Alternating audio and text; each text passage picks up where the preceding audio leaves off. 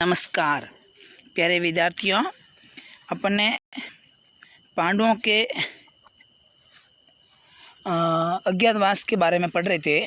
यानी पांडवों ने जो 12 वर्ष वनवास भोग कर एक वर्ष का अज्ञातवास था, वो संपूर्ण पाठ इसमें अपन पढ़ेंगे। इन्होंने अज्ञातवास का टाला और उसमें कौन कौन से पांडव क्या क्या बनकर रहे उसके बारे में जानेंगे। अज्ञातवास के दौरान सदम वेश में भी पांडवों के चेहरे से झलकती तेज को देखकर राजा विराट को ने अपने यहाँ सेवक के रूप में रखना ठीक नहीं लगा, किंतु पांडवों के जोर देने पर उन्होंने विराट ने उन्हें अपनी सेवा में रख लिया। युधिष्ठिर कंक नाम राजा विराट के दरबार बंद सौपड़ खेलकर दिन बिताने लगे तो भीम वल्लभ नाम से रसोइयों का मुखिया बनकर रहने लगा। वह कभी कभी हिंसक पशुओं को वश में करके राजा का मन भी बहलाता देता था।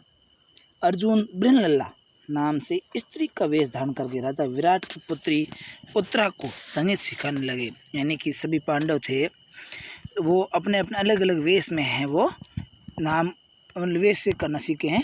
अलग वेश में मतलब अपने नियम रखकर और राजा विराट के वहाँ अलग अलग कार्य करने लगे।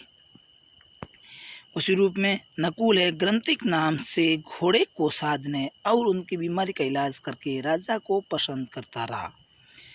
सहदेव तत्तीपाल के रूप में गाय बैलों की देखभाल करता, तो वही द्रौपदी जिसकी सेवा में एक समय अनेक दासियां तत्पर रहती थी, वह शरंध्री नाम से वनवास में राजा विराट की पत्नी सुदेशना की सेवा करने लगी। राजा विराट की पत्नी सुदेशना का भाई किशक बहुत ही बलिष्ठ, प्रतापी और मत्स्य सेना का नायक था। उसकी धाक सभी लोगों पर थी। लोग किशक को ही मत्स्य का राजा मानते थे, यहाँ तक कि स्वयं राजा विराट भी उससे डरते थे और उसका कहना मानते थे। यानी कि अभी तक मैंने पढ़ा कि पांडव सभी पांचों भाइयों और सती द्रौपदी के अलग अलग नामों से महाराजा विराट के वहाँ रहते और अपना अपना कार्य करते। उसी में किशक नाम का जो मतलब एक बहुत ही प्रतापी था, किशक नाम का सेनापति था राजा विराट का, और वो सेनापति क्या, वो तो महान सेनापति जो मतलब राजा विराट भी उसे डरते थे। तो एक दिन उसने द्रौपदी को भला बुरा कह दिया और बुरी नीति से देखने लगा। तब महाराजा विराट भी कुछ भी नहीं कर सके। लेकिन उसके आगे क्या होता है उसकी अपन दाकर देखते हैं।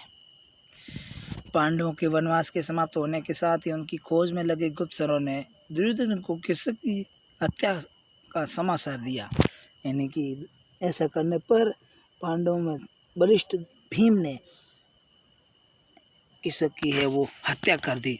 और आपको बताइए कि दुर्योधन तो पांडवों के पीछे लगा हुआ था और वो तो हमेशा हमने गुप्तचर पीछे भेजता और कहीं न कहीं मतलब अज्ञातवास में पहचान गए पांडवों को वापस वनवास देने की खोज रहा था। तो दुर्योधन को किशक की हत्या का समाचार मिला।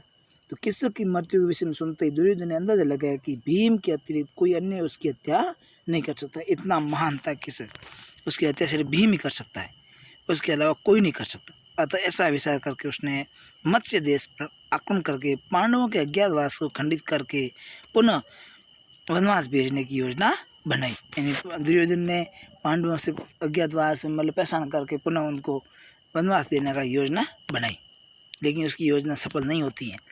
दुर्योधन की इस योजना में त्रिग्रत देश के राजा सुशर्मा ने राजा विराट और किशक से पुरानी शत्रुता की बात कहकर अपना सहयोग देने का वचन दिया और इस प्रकार योजना बनाकर दुर्योधन ने उत्तर से और सुशर्मा ने दक्षिण ओर से मत्स्य देश पर आक्रमण कर दिया।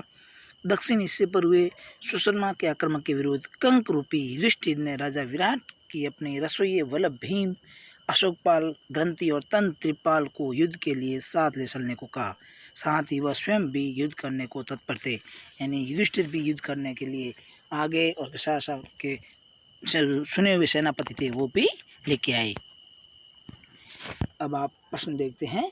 तो अब मैं आपको आगे बता सकता हूँ, यहाँ इस पार्ट में नहीं है लेकिन आगे इसमें बात अगला वीडियो 2 नंबर पढ़ेंगे अपन, उसमें बताऊँगा। लेकिन इस पार्ट के अंदर मतलब है जो दुर्योधन की सेना आती है और संपूर्ण है जो ब्रह्म लीला नाम स्त्री के वेश में भी अर्जुन युद्ध करता है और सभी को हराकर वापस भेज देता है। प्रश्न है, राजा विराट के यहाँ भीम का क्या कार्य था? तो मुख्य रसोइया का, पहलवानी का, हिंसक पशुओं को वश करने का, ये 3 काम थे। राजा विराट के पुत्र पुत्री के नाम, तो राजा विराट के पुत्र का नाम उत्तर और पुत्री का नाम उत्तरा था। तीसरा प्रश्न है, दक्षिण की ओर से राजा विराट के महल पर किसने हमला किया? तो सुशर्मा ने। चौथा प्रश्न है, किशक का वध किसने किया? तो किशक का वध भीम ने किया। ठीक है, अगले प्रश्न है वो अपना अगले वीडियो में पढ़ेंगे। धन्यवाद।